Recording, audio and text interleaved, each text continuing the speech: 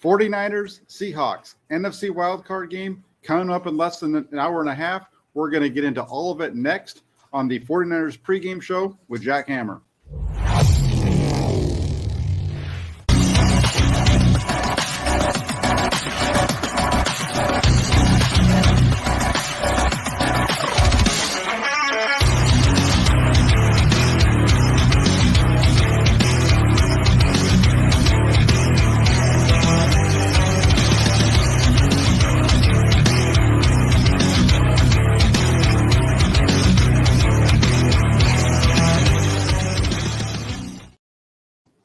Hey, everybody, this is Jack Hammer. As you can tell, I'm not at Levi Stadium today.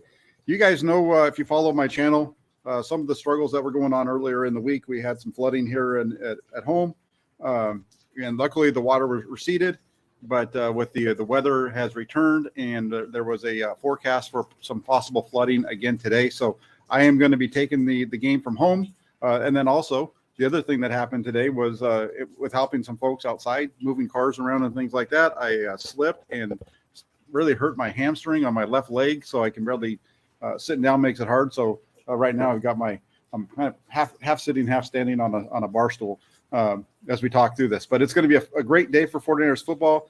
Everything's going to be fine over here. I'm going to give you the best coverage that I can from my couch today and here at the toolbox. I wanted to shout out a few folks over in the comment section. We have the Stivers Niners 209 show, says go Niners, let's beat Seattle today. We got our good pal Raphael 5629ers. He's a member of the toolbox. He says, what's up, Jack? Members of the toolbox and everyone. And then he always does the good part here, which says to like and subscribe. So thank you very much. Connor Maurice comes in and he says that the Brock Purdy is going to throw for 450 yards and 5 passing touchdowns. That's an interesting one when you look at the inactive list for the 49ers today. Daniel Garcia saying that Drake Jackson is inactive, and that's true. He has been inactive, Drake Jackson. That's not. I don't know if that's a big surprise because he has been inactive in these games in which the 49ers think that they're going to get more run-heavy action from the opponent, and also with some of the weather as it's gotten a little bit worse. That's been going on. We have Alan Elizer says, Jack, let's go Niners. Let's go. Rich Bonsall says CMC will be the game's best player. We'll see. That's going to be one of the fun things here. Christian McCaffrey averaging just about 114 yards per game in total offense since joining the 49ers. Put out a tweet last night. If you look at that stat, that puts him among the top 5 ever in the history of the NFL. What he's done in his career, that's his career average is 114. He's done that here with the 49ers as well. Would put him 4th most all time in the NFL. It's pretty cool stat there. Goyra Von Jinx says, hope that hammy gets better soon, Jack. It's getting better. It already, when it first happened, I thought I was going to end up missing the game at the hospital, but got my leg up real quick and then took some Tylenol and some ibuprofen and all that kind of stuff. So I'll keep that stuff going. I'll be fine. Thank you very much for the well wishes, though. And then we got Tammy Rice who comes in. She says, let's go Niners, watching from Cabo on some beach. That's not very fair. Raphael 5629ers says, Raphael, you guys are ruining my show. You guys are all on top of this. You guys are way ahead of me. All right, here we go. I'm gonna stop shouting you guys out, and I'm gonna give you some information really quick in terms of the inactives for the 49ers, since we already have Raphael 5629ers spilling the beans over there, and we had one other person spilling the beans with Drake Jackson. Let's get into it real quick. Jimmy Garoppolo, Ambry Thomas, no surprises there. The surprises, we also have Nick Zackel, the offensive lineman. The surprise for me, Ross Dwelly is also inactive. That's not a surprise. But the one for me that is a surprise is Ty Davis-Price and Tevin Coleman. Both those two being inactive, that is a surprise.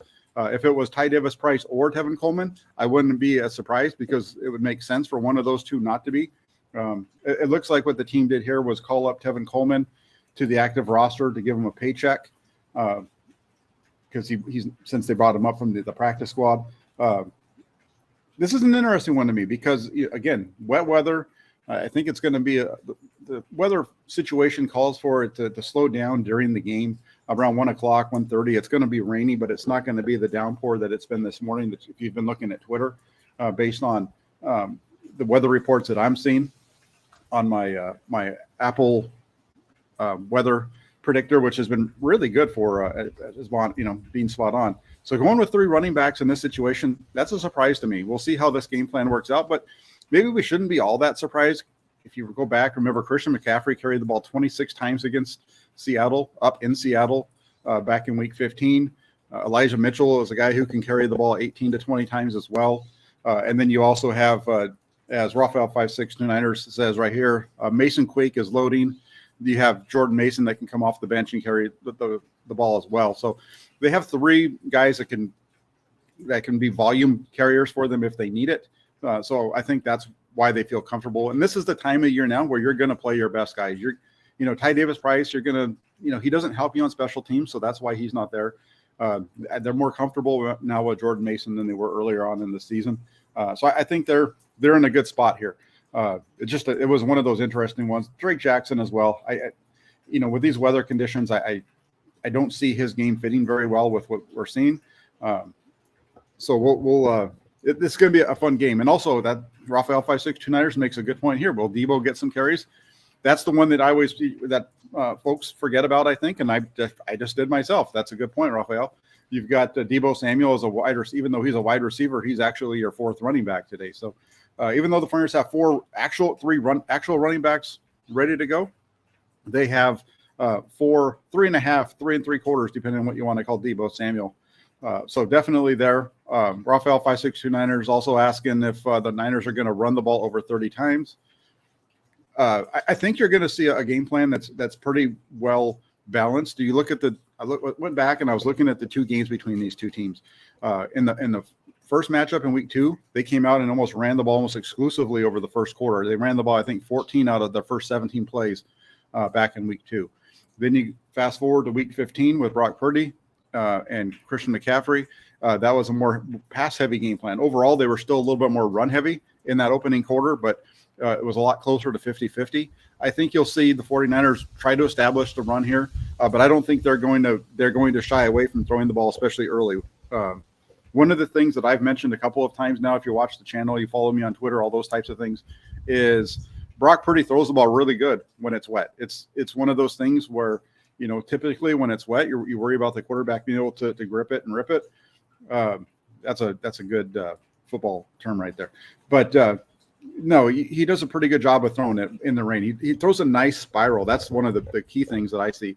When it's wet, it's really hard to get that spin on the ball, and he's very able to get in there and do that. And if he can just put it on the body of his receivers today, I think he's going to be fine. You'll see the ball probably not have the same pace that it normally does, especially if it gets wetter and the rain is coming down.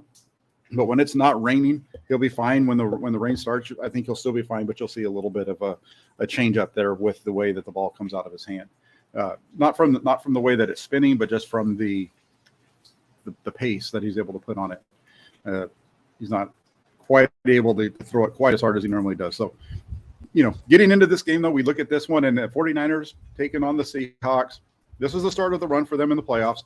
They swept the regular season, winning 27-7 here in week 2, winning in week 15, 21-13. Over the course of those two games, the one thing that steps out is that they've held Seattle to 4.5 yards per play over those two games. Putting that in perspective, how dominant the 49ers defense has been over Seattle, the Houston Texans finished the year with the lowest average yards per play at 4.7. So 49ers actually were able to hold Seattle below the lowest in the NFL. So that gives you a little bit of an idea where I think that the strength for the 49ers comes as they head into this game.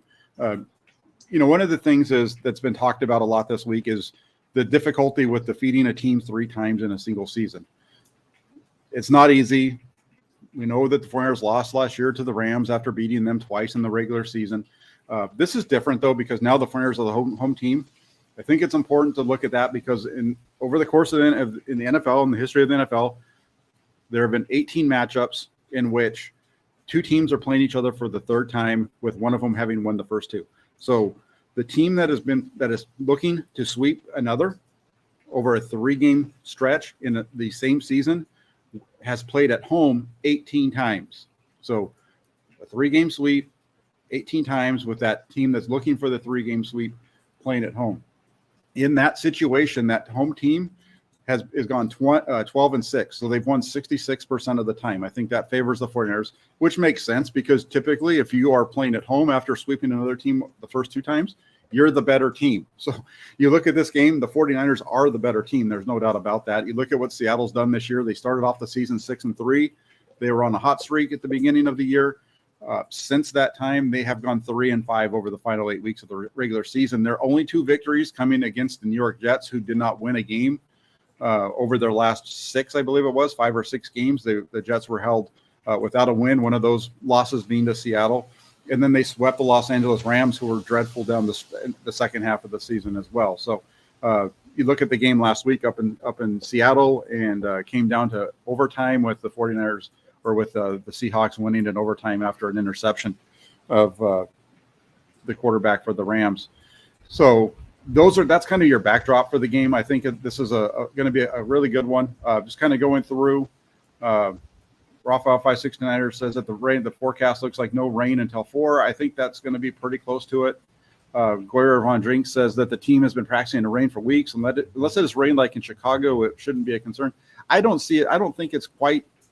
For me, it's the concern is how much does it slow them down? And I made a comment earlier in the week about that Chicago game, and that being the last time the 49ers played in weather conditions kind of like this. And sure enough, as somebody pointed out during one of the live streams, they put me in my place and said it was actually raining in Mexico City, which it was. And the 49ers put up 38 points in that game. It didn't rain throughout, but there was rain early on. I think the 49ers offense came alive more once the rain stopped, but that was the case down there. So we'll see. Kittle's going to be a red zone threat today. I think that's a part of it. So, looking at my predictions, my keys to the game, number one, is Brock Purdy ready for the moment? I think this is the biggest one. This is one of the things everybody's been talking about, right? He's never started a playoff game, but you look at this, and from the time that Purdy entered the huddle to take over for Jimmy Garoppolo against Miami, he's checked off the boxes. Every question about him that's come up, he's checked it off with a yes. Now the next question is, can he play how does it play in the playoffs? Can his play transition? Does he continue just to be the same guy, or does he blow it? And there's not a whole lot to go off of here, other than that when he was at Iowa State in 2020, he led them to the Fiesta Bowl. And in that Fiesta Bowl, he led them to a victory over the Oregon Ducks. That's his postseason history that we know about. So that's a positive.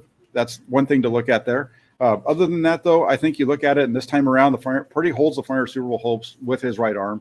He's going to face a Seattle defense that he's seen once before, so he's going up against a team that he's familiar with and a team that's familiar with him. You look at his performance up in Seattle, though, he was playing with injuries to his oblique and ribs, completed 17 of 26 for 217, a couple of touchdowns. And like I've mentioned already, the 49ers were able to clinch the NFC West.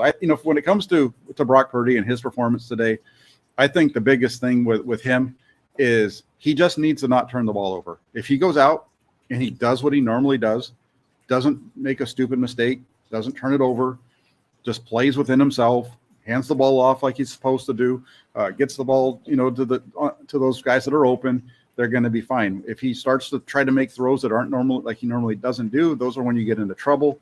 And I do think that you're going to see Seattle try to do some things a little bit different to make him see different looks than what he's seen before. So that's going to be really interesting to see how Seattle tries to get him outside of his comfort zone. But I do think the 49ers have that ability to really run the ball. The second one, beyond Purdy, is the 49ers offensive line. Are they going to be up to the task? Seattle's defense is one of the best in the NFL at taking down opposing quarterbacks. Led by linebackers Uchenna Nwosu and Darrell Taylor, the Seahawks recorded sacks on 7.6% of their pass plays that they faced. That's good for seventh best. Despite the 49ers going with new starters in the interior, their offensive line has been one of the best in the league at protecting the quarterback. So this is a really good matchup between the two. You have a really good pass rushing team in Seattle going with a very good pass protecting team in the 49ers. During the regular season, the 49ers allowed a sack just 5.71% of the time on their pass plays. That is the best that they have done under Kyle Shanahan. Something that we talked about during the before the season, long before the season started. That was something that I thought would happen because I know there were a lot of new faces that were going into the middle of this offensive line, but at the same time, there was just a belief in that group. And Spencer Burford, I think, is one of the ones that helped solidify that. The rookie's played pretty well. He has struggled a little bit here and there, but overall as a rookie, he's been a solid right guard for them. Daniel Brunskill helping him out as well. Aaron Banks really playing at a high level. And then you have Jake Brendel, his first full year as a starter, making the Pro Bowl. So that interior of that offensive line's been pretty good. You look at this matchup and you look at what the 49ers have done against Seattle. They've held Seattle to just two sacks. So 2 games, they've given 1 sack in each game, and they've only allowed Seattle to hit the quarterback, whether Seattle's faced all 3 of the 49ers quarterbacks this year, whether it was Trey Lance in week 2, Jimmy Garoppolo in week 2, or Brock Purdy in week 15. Seattle was able to hit the 49ers quarterbacks only 7 times in 2 games. That's a really low number when you consider the fact that they played 2 times. There's a lot of times where the 49ers have hit opposing quarterbacks 7 times in games, in just 1 game, let alone 2. So they've done a good job so far. We'll see if they can continue that. One of the questions here is Al Woods. Al Woods did not play in the game in week 15, the defensive tackle for Seattle. He will be active today. That's going to be a tough matchup for those guys inside. He did a good job against the run back in week 2. He had 3 tackles for loss. He's not really a guy that's going to hurt you, I think, so much with the pass rush, but he's a good guy, a good defender against the run. And that leads me into the other part of this as far as the offensive line staying hot is, can they keep this thing going? Because when you look at what the 49ers have done against Seattle, they put up 189 yards in week 2, rushing 170 in week 15. Now, remember, a lot of those yards came on 2 runs. You had a 50-plus yard run from Deebo Samuel back in week 2. You had a 50-plus yard run from Jordan Mason at the end of the game in week 15. But overall, to be able to hit those runs, that's going to be a big key for the 49ers today, is to be able to run the ball, make those little plays that you need to make, just keep the chains moving. I don't expect to see a big blowout like I think some people do, but I think this is a game that the 49ers can control. And I think that's their goal, is to control it on offense, get out in front, let their defense do what they need to do. And I think if the 49ers can get up by 2 scores, it's going to be a really boring game for fans. That's just the way I see this going. If they can get up by 2 points, they're going to sit on the ball. They're going to take the air out of it. They're going to try to pound people like they did in the 2019 playoffs, like they did a little bit last year against Dallas and so on. So I would expect to see them try to get out. If they can get up early, that's going to be a really slow-moving game in the second half because this defense has been playing so well. Number 3, staying on the offensive side, will Christian McCaffrey and George Kittle stay hot? And that goes with the comment that Raphael 5629ers just mentioned a second ago. See, if you're a member, you get your comments put up there. The other ones, I try to get all those up there as well as much as I can, but I definitely lean towards the member comment. So if you're not already a member of the channel, think about joining. I think it's the lowest that you can do is $5 a month. Helps. Think about it, $5 a month. That's what, like 30 cents a day, whatever those commercials used to be, right? You don't see those very much anymore. But, if you could do that, that'd be fantastic. Because he says Christian McCaffrey is going to get 150 all-purpose yards. You look at this, and that's a big piece of this, right? Christian McCaffrey has been amazing since he was added to this roster in the middle of the season in week 7.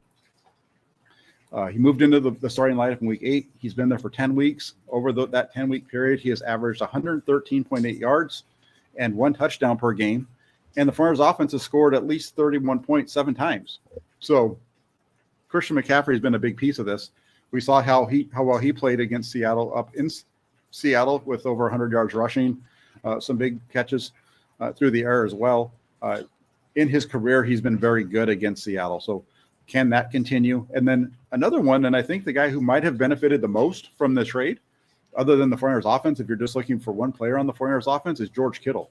You look at what George Kittle has been able to do since Christian McCaffrey arrived, and it's night and day. He didn't have a touchdown through the first 6 weeks of the season.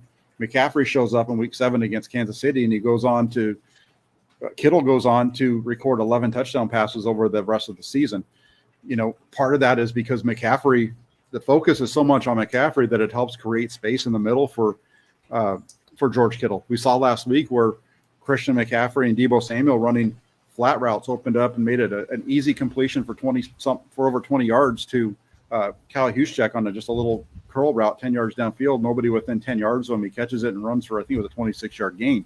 So McCaffrey does a lot more than just what he's doing with his arms and the ball in his hands. But beyond that, Kittle and McCaffrey, if you go back to that week 15 game, these two guys combined against Seattle, up in that week 15 game, the 49ers offense put up 381 yards. Of that 381 yards, 231 of it came from these two guys, came from Christian McCaffrey and came from George Kittle. So they're the ones that stir the drink for this offense, I think, against this team, especially when you look at what's going on with Seattle. Seattle does not have one of their best linebackers in Jordan Brooks. He's out. I think that's a position that the 49ers can really take advantage of. That stuff over the middle, misdirection, those types of things, I think, can really help them out and to do the stuff that they did last time. And remember, back in Week 15, when they put up those 381 yards and those two put up so much of it, there was no Deebo Samuel on the field either. So I think that the return of Deebo to this lineup, I know he hasn't put up the big numbers like what we've seen in the past, like what we saw last year, but his influence on the game is different. He's drawing people with his eyes, which is opening up other guys on the field. So the way that the 49ers run their offense, it's okay. They have enough playmakers that they can use guys like Deebo Samuel, and they can use Christian McCaffrey, even George Kittle at times. They create space for Brandon Ayuk. That's why sometimes when you see those throws of Brandon Ayuk over the middle, he's wide open. It's because the focus is on the running game. And so like Carcass says here, a lot of Deebo motion will be useful as well, Jack, creating space for Ayuk, Kittle. Exactly. That's what I'm saying. Deebo Samuel, even if he doesn't get the ball in his hands, he's affecting the other team. So that'll be a big one. And Black 59 Razor says that this is going to come down as usual to a Ray McLeod game. If Ray McLeod can put up a game, that's good. I hope you're not saying that it's going to be a Ray McLeod game being like the that number 10 that played for the 49ers in 2011. It better not be a game like that. Kyle, whatever his name was, I forget his name. That's how bad that whole situation was. Randall Riley, a member of the Toolbox, says 2 tutties for Mitchell today. So 2 touchdowns for Mitchell today. I can see that. You see what he did last week in the red zone, 5 yards and in, putting his head down, running over people. I can see that happen in a game like this. I think that's one of the things that they're looking for is to use McCaffrey to get the ball down there, and then once you get into that red zone, let Mitchell pound it away to get that first down for you. Kyle Williams, thank you, Game Time. I appreciate that. Thanks for the pick up there. That's big. Look at that smile. You got some nice teeth. Let's see what else we got. Carcast says that let's keep a spy on a guy like Geno Smith as the defensive side of the football. He gashed us for a 21-yard run in Week 15. That is something the 49ers need to be careful of.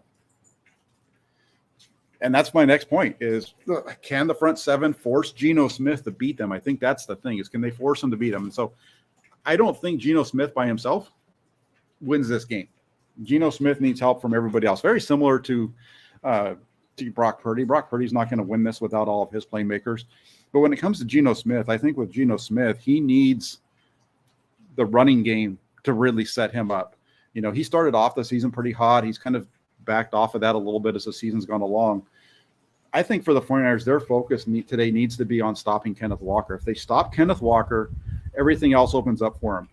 Noah Fant is the one tight end that they have available. They don't have Will Dissly. He's been their bigger playmaker of the two. So that helps the 49ers there in a matchup. It's not like back in Week 17 against the Raiders where you have, the Raiders tight end who is a really good one there, Waller. I think if you can take Kenneth Walker away, you force Geno Smith to beat you, there is no way that this team is going to put up enough points to beat the 49ers. I think you got to get to 20. I don't think Seattle gets to 20 if you stop Kenneth Walker today. And the 49ers have done a good job against running backs over the season. The only Josh Jacobs from the Raiders is the only one that's gone over 59 yards against them this year. If they can do that to Kenneth Walker today, keep him under 59, the 49ers are going to win this game. You go back and you look at it, and the few times the 49ers have struggled this year to stop the run, those are the games where they've allowed over 20.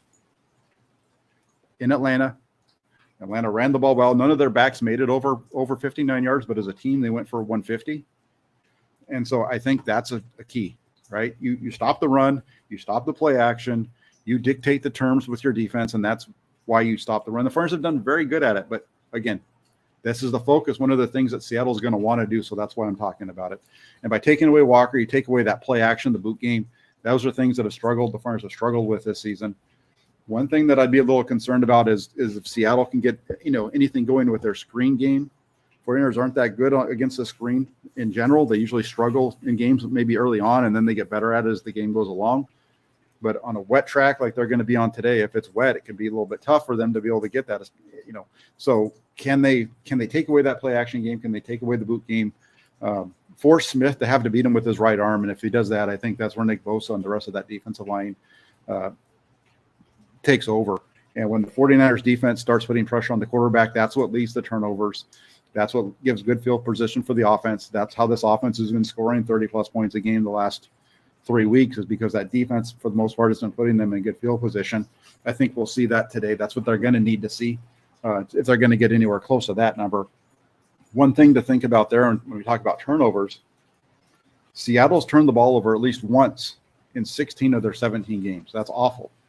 And the 49ers, if you look at their side, the 49ers are 22-3 since the start of last season when they don't turn the ball over more than their opponent. So if Seattle's turned the ball over and the 49ers don't, we don't need to talk about any of these other keys that I'm discussing. That's the biggest one. But you look at it again, if you can get that run, stop the run, force them to throw, that's usually going to lead to some turnovers for your defense. Last but not least, can this 49ers secondary keep DK Metcalf and Tyler Lockett in front of them? Again, this is where you look at this matchup, and you have two really good receivers on the outside, Lockett and Metcalf. Metcalf's been held along the season against the 49ers of only 13 yards. That is the longest completion from Geno Smith to DK Metcalf this season against the 49ers, 13 yards. That's very good, and that's really a testament to what Charvarius Ward has done. The other receiver, Tyler Lockett, he had a 27-yard gainer in the second quarter against the 49ers back in week 2. They didn't end up scoring there because of the interception in the end zone a few plays later. But I think this one really plays out well for the 49ers. They just got to keep him in front of them. By keeping everything in front of them, you force Seattle to have the drive down the field. And if we've learned anything about this 49ers defense over the second half, is when they force teams to have to work their way down methodically, they usually get a stop. It's when they give up a 20-yard completion or they give up a break somewhere. But if they can force that team to take their time, they're usually going to get a stop, even if it has to come in the red zone in the term of a goal line stand, because we've seen them do that a number of times this season. And I agree with this. Tammy says, here is my 2 cents on first Seattle possession. Send the line. Once Geno is shook, he can't recover. So basically what you're saying is hit him, get him on the ground, get him off his game, and then he's not going to be able to come back. And quarterbacks hate getting hit. They don't want to get hit. They don't, especially if you're able to get pressure on them up the middle. That's where they really struggle. So, and I agree with that. I think you put some pressure on them. You knock Geno Smith into the ground a couple of times early in this game. This is where, like I said, the 49ers, I think they're going to try to come out and jump on this thing early and get up by a couple scores right off the bat. I think that's probably a good observation there. Carcass wants to know what I think of Quandre Diggs. He's one of the bigger guys on this Seattle D that scared me a lot. Diggs is a really good safety. He should have. This is part of why I think this is going to be a close game. You go back to week 15. That's a 7-3 game in the second quarter with less than 2 minutes to play, and you have a throw down the middle, which was a bad throw by Brock Purdy. It was a terrible placement of the ball, going to the right guy, but he threw it way too far inside. And Diggs makes a play and hits him right in the chest, and he drops it. But Diggs overall is a really good player. He can really cause some trouble for the 49ers, and it's an interesting thing when you look at the way that these games have gone. Talk so much about the run. Run's going to be important today, but the 49ers touchdowns against Seattle have mostly been on explosive plays. You go back to the week 2 game. The first touchdown for the 49ers was an explosive play. It was a throw from Jimmy Garoppolo to Ross Dwelly. That was a long one. The two touchdowns to George Kittle, both explosive plays. Explosive plays are passes that go for more than 20 yards. So both of those were explosive plays. And then the other one was right after Diggs fumbles the ball. Instead of Seattle having the ball in 49ers possession, 49ers territory with about a minute and a half to go, the 49ers end up punting it away. They get a fumble that they return down to the 6, and then from the 6, they put it in, and it's 14-3 in the second half. deal we talked about here, which is, basically just play keep away and do their thing. Hey, Rick, how you doing? It's good to have you on. And he says it's going to be a good game. I hope so. Hope you're enjoying it. So I'm looking forward to it. This is going to be a lot of fun. You look at my prediction for this game really quick. Let's get to that. I already threw out the part about the turnover battle. That was my bonus question that I threw in this week. But my prediction for today is 49ers 20, Seahawks 16. I think the 49ers get up by a couple of scores early, probably 14-0 in the first half. Then it just becomes a little bit of a slog on their part in terms of just keeping the ball away from Seattle. They kick a couple field goals later on as the second half wears on. 2016 score is close. I think it becomes 2016 with a touchdown or a field goal late in the game. And the 49ers are able to run out the clock and bring on Minnesota or Tampa or Dallas. I mean, that's what happens. If the 49ers win today, we won't have any clue as to who they're going to play the following week until Monday night, most likely. So that's keep it locked in. It's going to be fun. It's going to be a good game. If you're at the game watching this, I know some folks like to watch these streams from the stadium and the tailgate party. So hopefully you guys are staying dry up there. If you're at home, stay safe. Stay out of the weather if you can. Get nice and comfy on your couch with some good food and your favorite beverages, and let's have a good time. I'll be back later on too. Do me a favor, a couple of things. Get yourselves to 49ers.pressdemocrat.com. That is the Inside the 49ers blog over there. I'll be live blogging the game like I always do, but check it out over there. That's the best place for you guys to find my in-game analysis and comments. And don't usually put up a lot in the middle of drives. Typically, I wait till the end of a possession to put something up there. Part of that so I don't miss anything while I'm typing. But I like to that's the way that I usually run it. But I'll give you guys all the information that I can, give you my thoughts on what's happening. So check out the 49ers.pressdemocrat.com, the Inside the 49ers blog over there. And then before you leave, hit that like button for me. The like buttons are what help this get out there for other people to see it, and really appreciate that. And then also, if you're watching, you're already subscribed to the channel, hit that subscribe button. When you hit the subscribe, hit that little bell notification. So that way you don't miss when we go live, because we're going to go live after the game. I asked you guys what you wanted, and you told me we had 300 plus votes, and you guys told me you wanted a live stream after the game. So I'm going to do a live stream for you. So let's be interactive. Let's have a lot of fun with this. Hopefully we're talking about a 49ers victory around 6 o'clock tonight when I'm able to jump back on here. So have a good time. Have a good Saturday, everybody. Enjoy the beach if you're by the beach.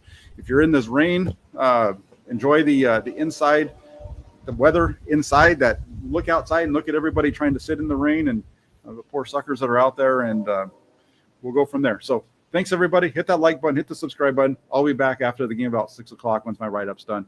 49ers.pressdemocrat.com. That's your place for all the analysis throughout the game. Take care. We'll talk to you soon. Thanks for tuning in.